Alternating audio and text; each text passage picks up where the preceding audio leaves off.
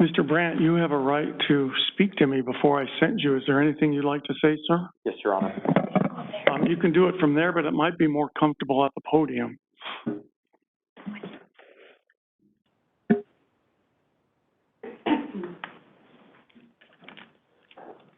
What would you like to tell me, sir? Good afternoon, Your Honor. Good afternoon.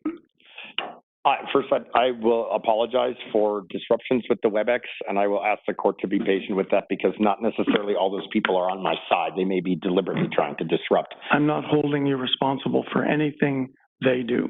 Okay, I will tell you that I have asked if I have followers, which I think is a little lofty, that if I have followers, then I would expect that they're behaving, and I appreciate that as well. And I thank you for opening the WebEx for this hearing.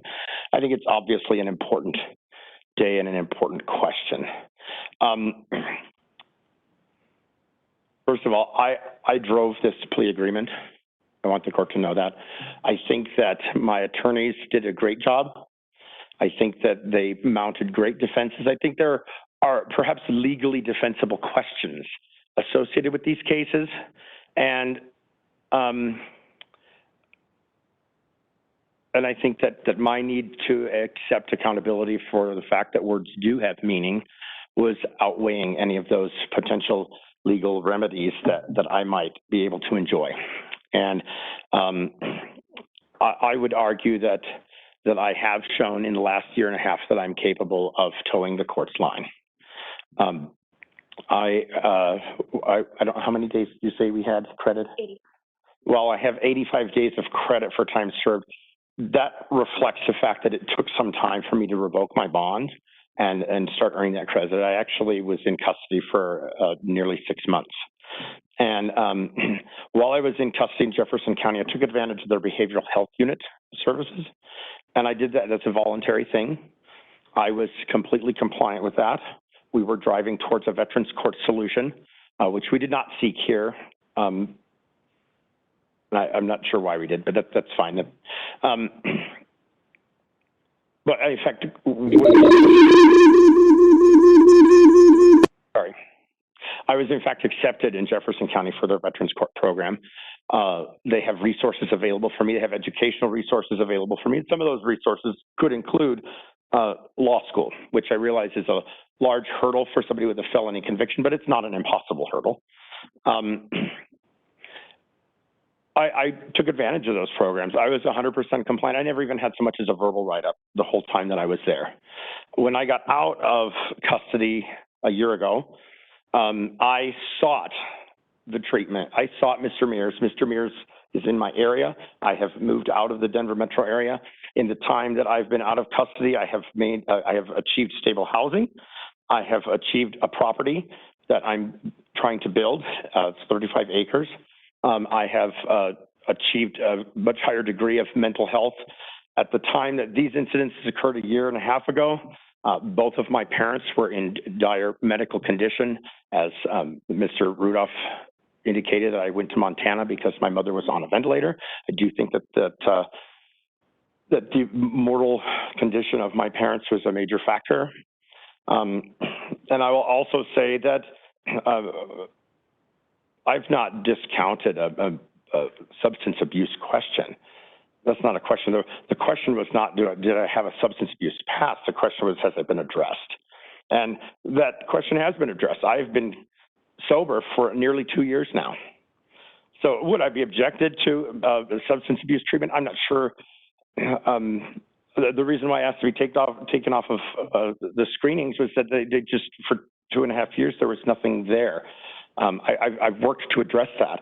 I think that Mr. Mears indicated that that's a major hurdle. If you can't overcome that hurdle, then you can't move on to the next step. And I worked very hard to come over that hurdle. I'm proud that I overcame that hurdle. And in addition to my parents' condition 2 years ago when these occurred, that was an issue. I was finally achieving some level of sobriety and some restoring a sense of self-worth. I drove this plea agreement. I drove it pretty hard. I did drive it pretty hard, and I appreciate that you worked an agreement out with that. I drove this plea agreement because I'm at a stage in my mind where I need to apologize to my victims. I learned things today that I didn't know about the impact on my victims, and I'm sorry for that. And I was going to ask the court as part of my sentencing, if it were appropriate, I wanted to apologize to those victims in writing, should the court find it appropriate for me to guide that through the court for their approval. And now I have more information to do that with. I couldn't apologize to my victims. I couldn't show remorse when I still had a pending criminal prosecution. So we're not here today because I made case law ensuring that people can distribute literature in front of courthouses. We're not here because I made case law about what fighting words are as it relates to disorderly conduct. I'm not here because I've prevailed on 82% of my arrests, which are certainly indicative of misconduct at the police level. We're not here for that. We're not here because of my successes. We're here today because I crossed the line. I don't know if I crossed the line legally. My attorneys think that we have good defenses, but I think that I crossed the line morally. So if there are any followers, first of all, I'll tell you that they don't follow blindly. You heard from Ms. Springsteen. She doesn't agree with everything I say. If anything, I wish I had followed my followers' guidance earlier on. I wish I had listened to them earlier on. Followers aren't following blindly, but in the event that they are following blindly, I would hope that they take a look at my successes. I think I have made progress in a lot of realms. I hope that they model that. More importantly, I wanted to stand here and tell the court and tell the public who's clearly listening, there are lines in the sand. Those lines may not be legal lines. They might be ethical and moral lines that might pass as legal things, but they might not be right. And that's what I'm here to do today. I want to apologize to you, Judge Rudolph. I've not been allowed to do that until now. And still, don't address your comments to him, address your comments to me. It's one of the rules. Yes, sir. I would like to do that. I've wanted to do that. My lawyers will tell you that I've wanted to do that, but they've not allowed me to do that. I want to do that. I want the court to sentence me to write apology letters to my victims today, because I do have something to say to them that I think is appropriate. I do, and it's not about them, it's about me. I crossed a line. There are lines. I really hope that people take from this that you can negate 8 years of good activism with a single stroke. So if I had any followers, then I would assume that as of today, I probably do not really have that many. And that's probably appropriate because I'm not your champion. I'm not the guy. I didn't make it. I couldn't take the pressure. I didn't make it. So what I'm asking the court to do today, I have no objection to a lengthy probation period. I think that I can prove to the court that I'll comply. I've been complying for the last year and a half. I do acknowledge and recognize the severity of my words. Words really do hurt. They really do have a meaning. Even if it may be legal, it may not be right. And that's what I want people to take away from this today. I am standing here before you today, asking you to allow me to continue my treatment with Mr. Mears. I think the fact that I'm almost completed with a Denver probation in one case is indicative that I can complete probation. I think that my compliance with pretrial services is indicative that I will comply with the court. I think that my compliance with the Adams County probation, where they've taken me from maximum supervision to minimum supervision, and even because of my UA history, they've removed me from drug screening. I would have no objection to drug screening, except that it is expensive. It's about 3 hours drive for me to do a test. And I would ask if the court is able to put me on probation, that at some point, once the Denver probation thinks it's appropriate, that it might be transferred down to where I'm living. I'd like to move forward with building my ranch. I can't make commitments to those things. I don't know if I'll be able to pay for it if I'm in custody. I can't commit to contracts. I'm now in a stuck state, and I'm ready to move forward. I'm asking the court to impose a suspended sentence and probation, and I'm willing to accept my bitter pill. Thank you, sir. Thank you, Your Honor.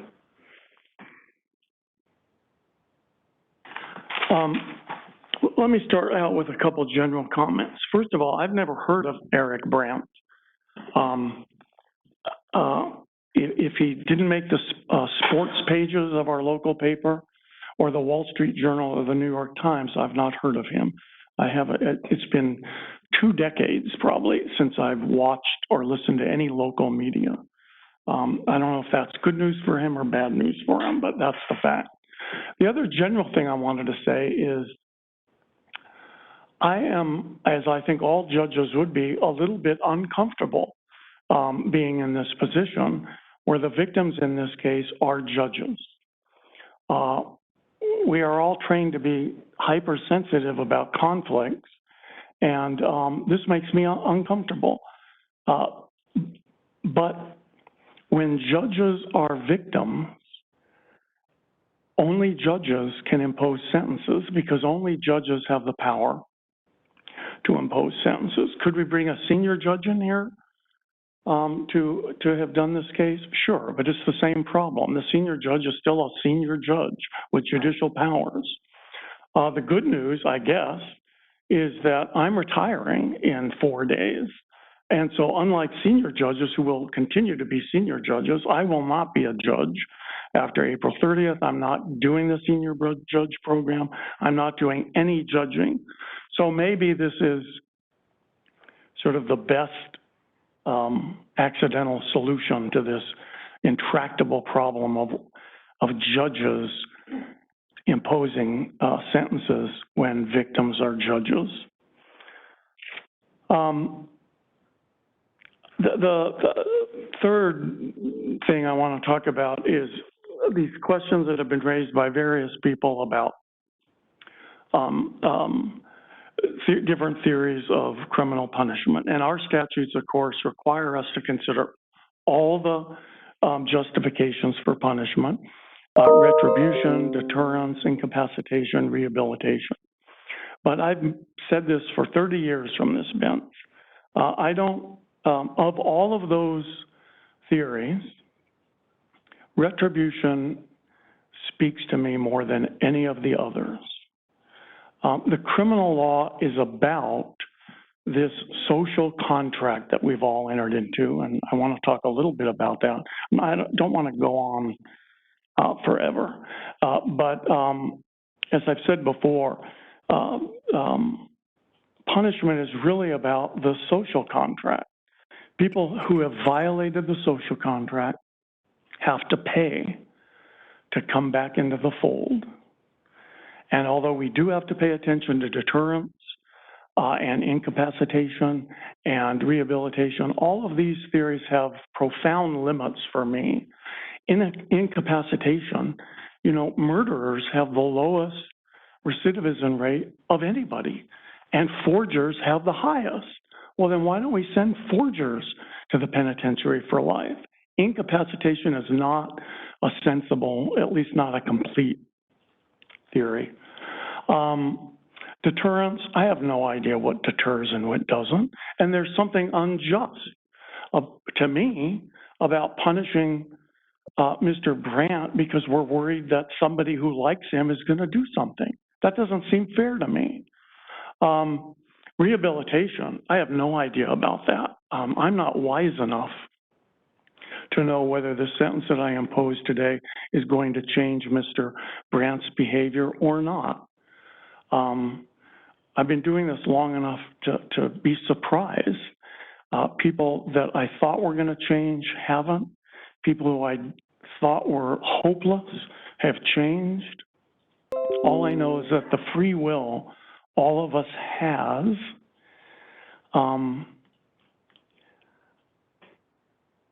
makes these predictions about dangerousness and about rehabilitation, about reoffending, really the worst kinds of guesses. At least for me, I can't make these guesses.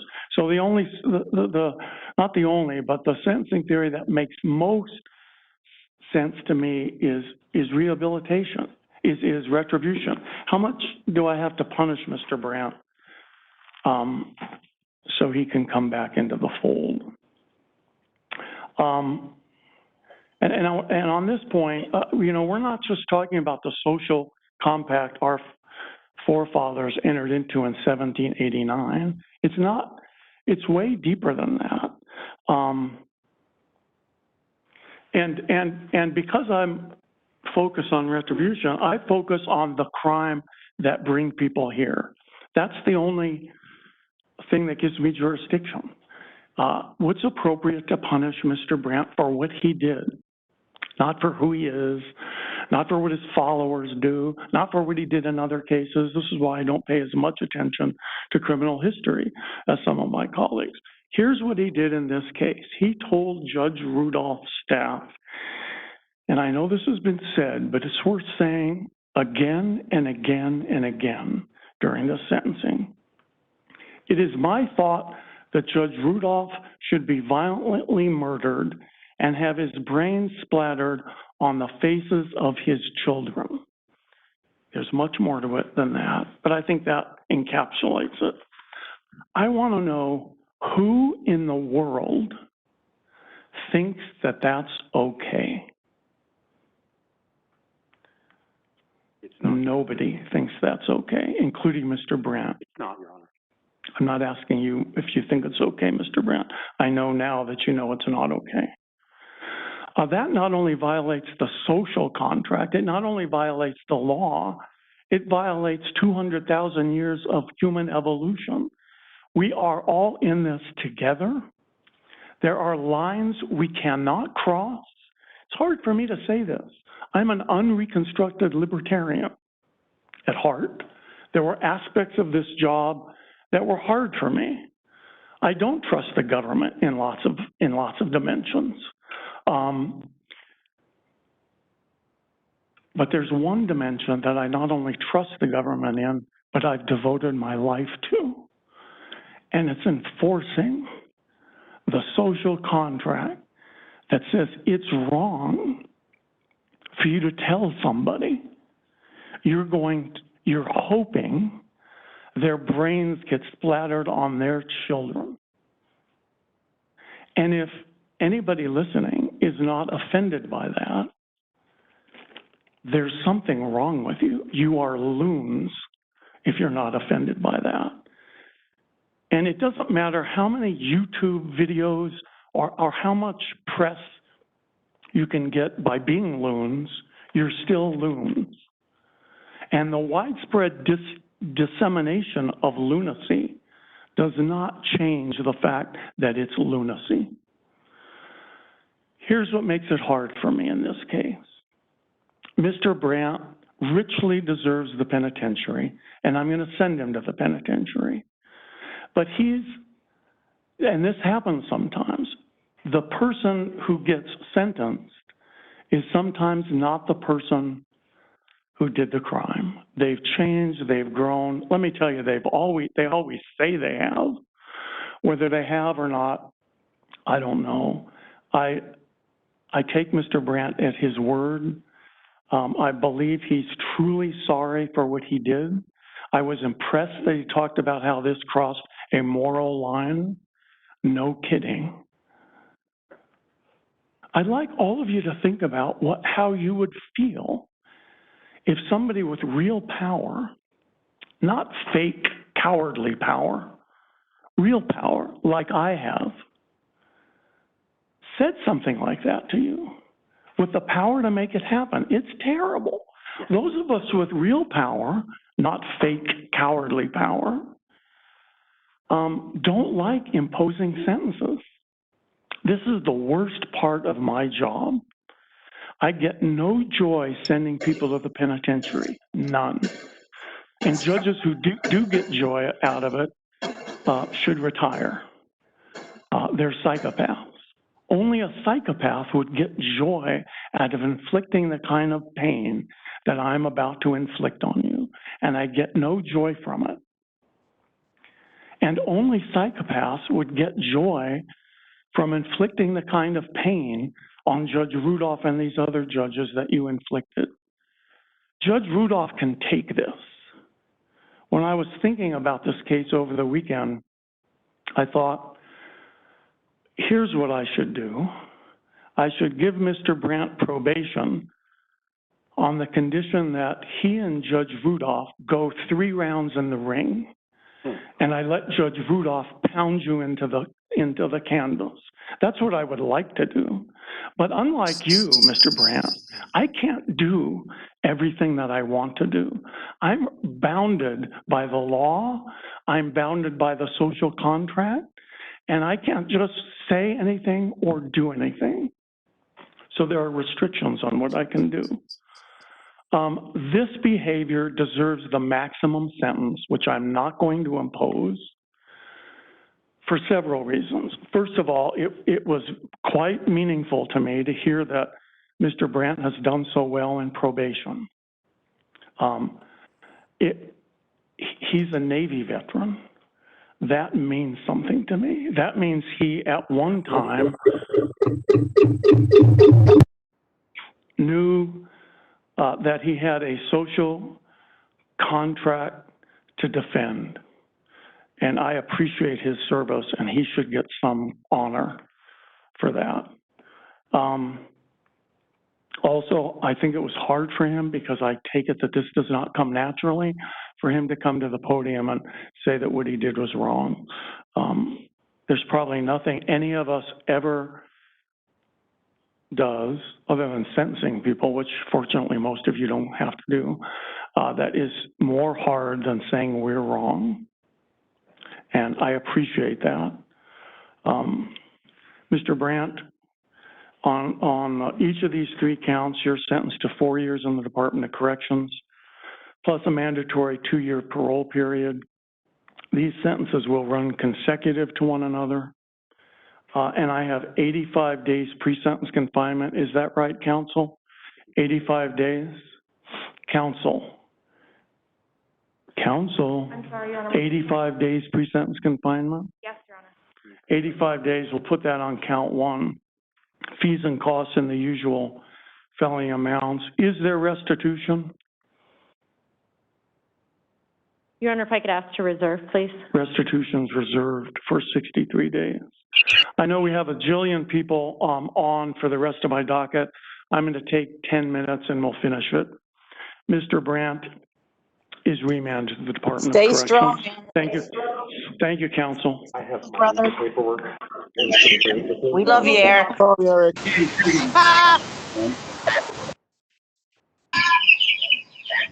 Be ashamed of yourselves. Be Stay ashamed. strong, man. Come here now. Be ashamed.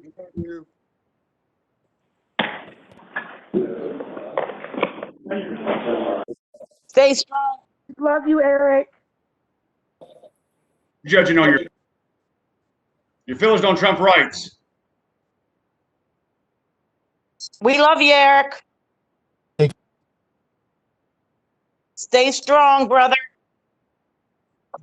Damn it. Love you, Police. Strong man.